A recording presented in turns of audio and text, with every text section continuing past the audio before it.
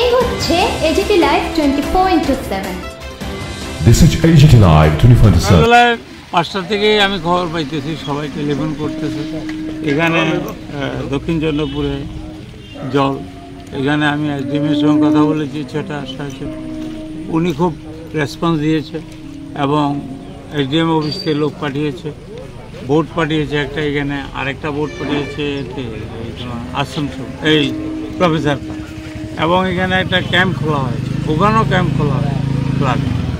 তারপরে আমি বলেছি ওই যে রাম ঠাকুর পল্লী যেটা গার্লস স্কুলের সঙ্গে, ওইখানে জলমগ্ন, ওইখানেও ব্যবস্থা করা হচ্ছে। We are trying, the people of this area Banamalipur, we are trying and we are getting cooperation from the government এই ব্যাপারে।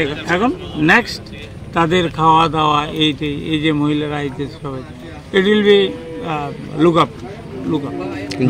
জল কি কমতেছে না বাড়তেছে? একটু কমতেছে, কাল বেশি আছে, বিকাল সকালে অনেক বেশি ছিল, স্লোলি কমতেছে, খুব আস্তে আস্তে। তাদের খাওয়া দাওয়ার ব্যাপারে কি ব্যবস্থা করবো? ডিসি অফিস থেকে কে আছে?